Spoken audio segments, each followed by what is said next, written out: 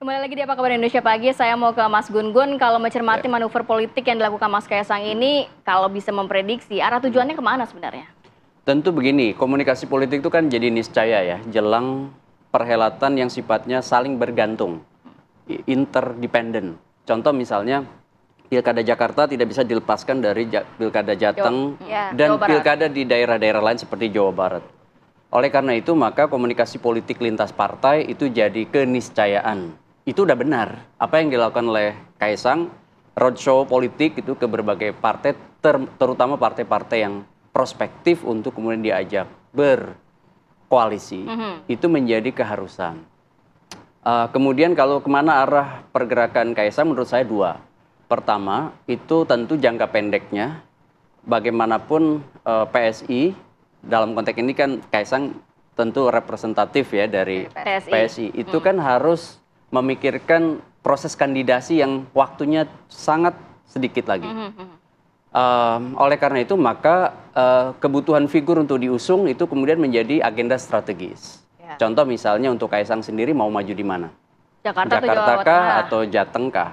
Sementara misalnya seperti kita lihat Golkar, kan ada kebutuhan strategis untuk mengamankan wilayah Jawa yang Barat. menjadi lumbung suara Partai Golkar, Jawa Barat.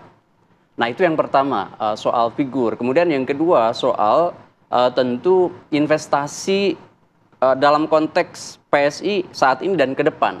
Kenapa? Karena kan investasi politik itu dimulai dari kerjasama. Contoh misalnya dalam waktu ke depan itu 5 tahun PSI pasti menjadi bagian dari the ruling party, kan begitu. Sehingga kemudian butuh yang disebut dan kerjasama jangka panjang. Oleh karena itu maka saya lihat kalau pertemuan-pertemuan sekarang ini lebih fokus pada agenda pilkada.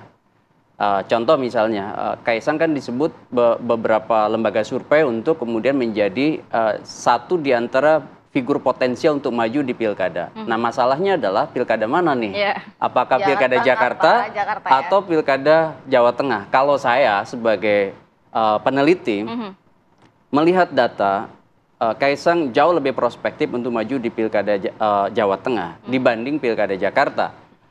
Meskipun tentu beberapa partai berkeinginan untuk tetap menjaga line up koalisi ini, seperti misalnya Golkar. Golkar kan seharusnya punya figur potensial untuk menjadi satu di antara kompetitor di Jakarta. Sebut aja namanya Ridwan Kamil.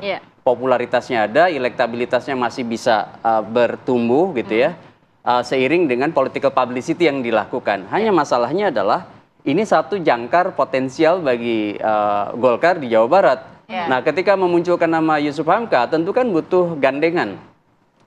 Dan gandengan itu saya lihat salah satu yang kemudian disebut oleh Golkar adalah Pak Yusuf Hamka. Kenapa nama Yusuf Hamka? Karena tentu persuasinya dengan PSI adalah Kaisang dengan jangkar politik Jokowinya, gitu ya. Itu menjadi potensial untuk menjadi perekat di Kim. Karena koalisi Indonesia Maju tanpa ada kemudian perekat, itu bisa kemudian mencari komposisi sendiri-sendiri. Jalan sendiri. Gitu. Seperti misalnya kalau kita lihat kasus di Banten. Banten kan Kim tidak bisa solid. Kenapa? Karena lain afiliasi politik kan gitu. Baik, kita nanti juga akan dalami ya dari Mbak Sheryl dan juga Bang Duli. Tapi kita harus jeda dulu pemirsa, jangan kemana-mana, kami segera kembali.